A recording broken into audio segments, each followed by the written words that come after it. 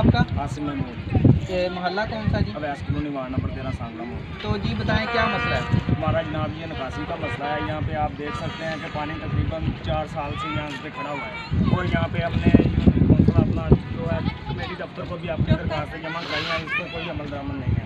और ये सब करने के बावजूद भी आप देख सकते हैं कि पानी है और बारिश का पानी जब भी जमा होता है पीछे से जो भी पानी आता है यहाँ पे जमा हो जाता है। तो जी क्या घरों में पानी दाखिल हो रहा है? पानी घरों में दाखिल हो रहा है, छतें गिरने का भी मसला है।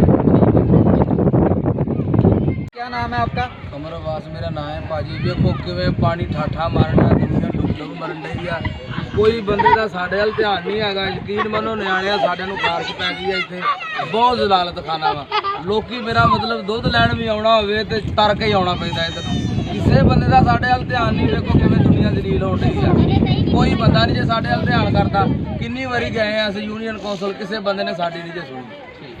तो वोट लेने आ जाते हैं? वोट लैण ते इंज आउंदे ने जिवें मेरा मतलब वंडी दी शै लैण आउणी हुंदी है। इत्थे कोई बंदा नहीं जे साडी सुणदा, ना कोई पानी निकलदा। मेरा मतलब कोई हिसाब किताब आ, पानी खलोता मींह दा, थोड़ी जी बारिश पई ते लाला लाला मच गई। पूरा पिंड जिहड़ा मेरा मतलब पूरी कलोनी वेखो सड़क ते आ गई। ठीक है, तो जी आप क्या चाहते हैं? ਅਸੀਂ ਜੀ ਹੁਣ ਇਹ ਚਾਹੁੰਦੇ ਆ ਕੋਈ ਬੰਦਾ ਆਵੇ ਆ ਕੇ ਸਾਡੀ ਸੁਣੇ, ਸਾਡਾ ਕੋਈ ਮਸਲਾ ਹੱਲ ਕਰੇ। निकासी का सिस्टम? ਨਿਕਾਸੀ ਭਾਈਜਾਨ ਹੋਣੀ ਚਾਹੀਦੀ ਹੈ ਇੱਥੇ। ਕੋਈ ਮੇਰਾ ਮਤਲਬ ਕੋਈ ਨਾਲਾ ਬਣੇ, ਨਾਲਾ ਹੀ ਹੈ ਨਹੀਂਗਾ, ਪਾਣੀ ਲੋਕਾਂ ਦੇ ਘਰਾਂ 'ਚ ਵੜਨ ਡਿਆ ਹੈ।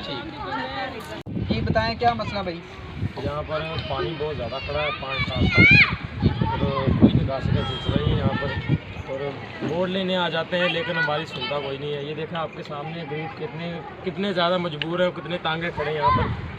औरतें हैं, छोटी माएँ बहनें हैं, यहाँ से गुजर नहीं सकती। लेकिन चलो मर्द हजरात तो गुजर सकते हैं फिर भी, लेकिन औरतों के लिए बहुत ज़्यादा तंगी है यहाँ पर। छोटे बच्चों के लिए बहुत ज़्यादा तंगी है, बच्चे घूम रहे हैं यहाँ पर।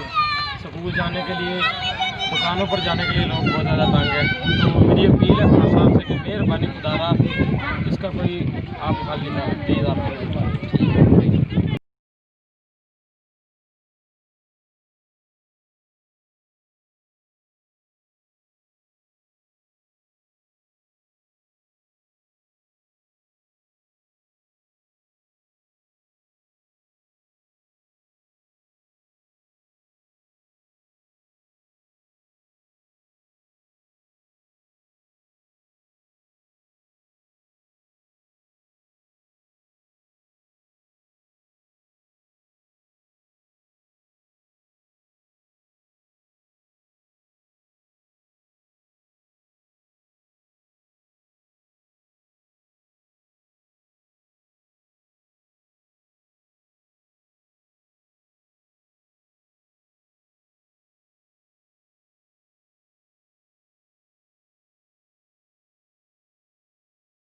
बताइए क्या मसला है?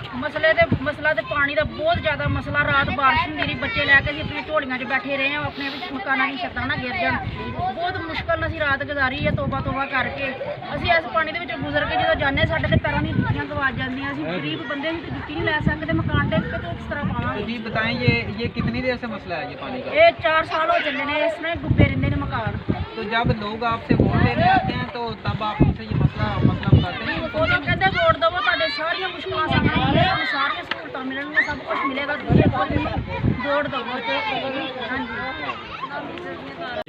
जी बताइए क्या मसला है? भरावा पानी का मसला वा, नालियां कोई नहीं, नाले कोई नहीं। साडे घर विच डुੱਬ चले माड़े बन्ने, असीं किधर चल जाइए? बच्चे साडे डुੱਬ के तैर के जांदे ने। बेशक दी आण के वेख लैण, वोट लैण जदों आउंदे होण ते सारे नस्सण आउंदे आ, बाद विच किसी नूं कोई नहीं पता लगदा। साडे वड्डे माड़े लोकी गालां कड्ढण ते होर की कड्ढण। ना इत्थे खंबे, ना बत्तियां दा कोई हिसाब दा मसला। तारा कोठे दे उत्ते दी नंगियां, साडे बच्चे मर जाण, सानूं किन्ने देने ने बच्चे है आण के ते इत्थे देखण।